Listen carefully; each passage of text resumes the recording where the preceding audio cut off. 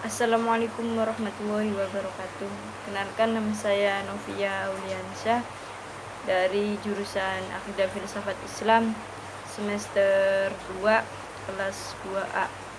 Di sini saya akan mereview tentang buku pendidikan kewarganegaraan dan hak asasi manusia dari Win Syarif Hidayatullah, yaitu Win Jakarta. Di sini saya akan mereview tentang 8 bab. Yang pertama yaitu tentang pendidikan kewarganegaraan sebagai mata kuliah perkembangan kepribadian, dan yang kedua tentang identitas nasional, dan yang ketiga tentang negara dan konstitusi, dan yang keempat tentang warga negara, dan yang kelima tentang demokrasi di Indonesia, dan yang keenam tentang hak asasi manusia, dan yang ketujuh tentang wawasan Nusantara, dan yang terakhir tentang integritas nasional. Lanjut saja kita di bab pertama, yaitu tentang pendidikan kewarganegaraan sebagai mata kuliah perkembangan kepribadian warga negara. Pendidikan kewarganegaraan dimanapun sama, yaitu tujuannya untuk menjadikan warga negara Indonesia menjadi lebih baik, yang menjadi warga negara yang agar lebih baik lagi. Dan kenapa di pendidikan kewarganegaraan memiliki perkembangan kepribadian, yaitu karena di dalam mata kuliah pendidikan kewarganegaraan memiliki cara untuk bagaimana pengertian dari Pancasila, pengertiannya dan apa itu tujuannya, dan untuk tentang Undang-Undang Dasar dan Bhinneka Tunggal Ika. Di pendidikan kewarganegaraan itu dijelaskan semuanya, baik itu secara ciri, fungsi, dan lain sebagainya. Dan bab yang kedua tentang identitas nasional. Identitas nasional itu merupakan jati diri atau suatu ciri khas suatu negara untuk pembeda bagi negara lain. Dan fungsi jati diri nasional itu untuk alat pemersatu bangsa, pembeda dengan bangsa lain.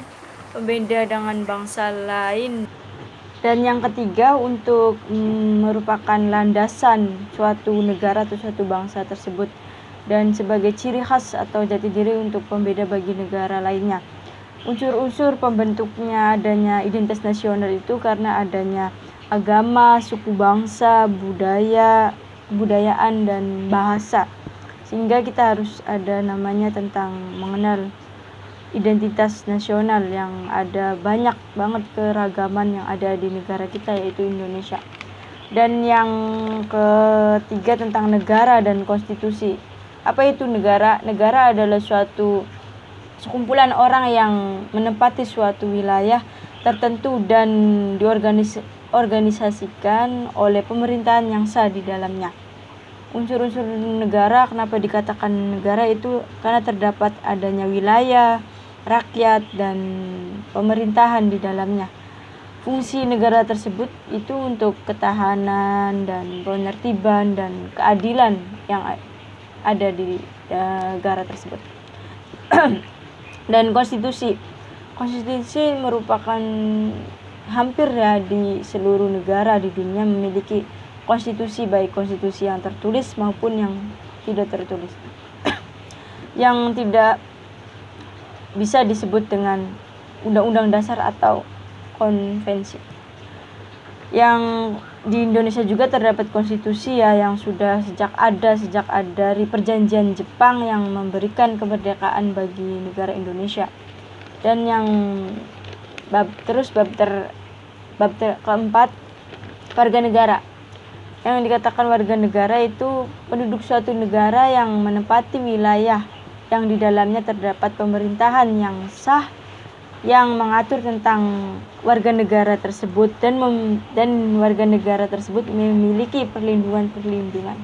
Adapun yang ada di Indonesia, setiap warga negara memiliki perlindungan tersendiri sesuai dengan pasal 27 Undang-Undang 45 tentang segala warga negara wajib menjunjung hukum dan pemerintahan di Indonesia. Dan yang kedua tentang tiap-tiap warga negara berhak atas pekerja dan berkehidupan layak bagi kehidupannya yang ada di negara tersebut.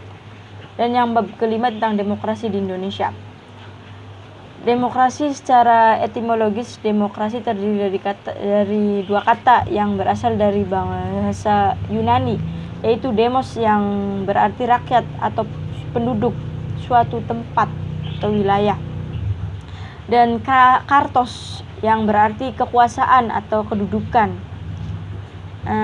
Untuk mencapai keputusan politik di mana individu memperoleh kekuasaan dan memutuskan dengan cara berjuang kompetitif atau dengan suara rakyat. Atau lebih intinya, demokrasi itu adalah kekuasaan tertinggi yang berada pada keputusan rakyat atau berada di tangan rakyat. Menurut Mashkuri Abdillah, demokrasi memiliki beberapa prinsip. Prinsip demokrasi terdiri dari persamaan, kebebasan, dan pluralisme. Dan bab yang keenam tentang hak asasi manusia. Hak asasi manusia sebenarnya pada dasarnya atau sudah pertama lahir atau sudah dibawa sejak lahir sebagai anugerah yang diberikan oleh Tuhan Yang Maha Esa, bukan pemberian manusia atau penguasa atau pemimpin yang ada di negara. Hak ini sifatnya sangat mendasar bagi kehidupan bagi manusia. Dan hak asasi manusia itu di Indonesia itu banyak berbagai macam hak asasi manusia, seperti hak asasi untuk hidup, hak asasi untuk kebebasan, toleransi beragama, hak kepemilikan, dan hak untuk memilih apa yang diinginkan. Bab ketujuh tentang wawasan Nusantara. Wawasan Nusantara itu cara pandang bangsa Indonesia terhadap rakyat, bangsa, dan wilayah. Fungsi wawasan Nusantara itu: 1. Sebagai ketahanan nasional, keamanan, pertahanan, dan perlindungan. 2. Untuk pembangunan politik, ekonomi. Dan yang kedua tentang fungsi wawasan Nusantara sebagai pembangun politik, ekonomi, dan lain. Dan yang ketiga sebagai pembatas wilayah agar tidak terjadi sengketa atau perselisihan. Dan bab terakhir itu tentang bab ke-8 tentang integrasi nasional. Integrasi nasional yaitu usaha dan proses mempersatukan perbedaan-perbedaan yang ada pada suatu negara sehingga terciptanya keserasian dan keselarasan secara nasional. Integrasi nasional itu penting untuk diwujudkan di dalam suatu negara. Kehidupan masyarakat Indonesia, karena Indonesia negara yang masih berkembang, yang masih mencari jati diri yang sebenarnya. Integrasi nasional sangat penting untuk dapat menyatukan berbagai macam perbedaan-perbedaan yang ada di Indonesia, baik perbedaan agama, pemikiran, dan kepemilian.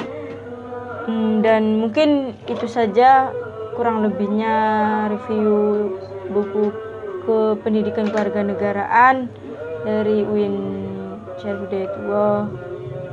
Semoga bermanfaat buat kalian semua. Kurang lebihnya mohon maaf. Wabillahi taufik wal hidayah. Wassalamualaikum warahmatullahi wabarakatuh.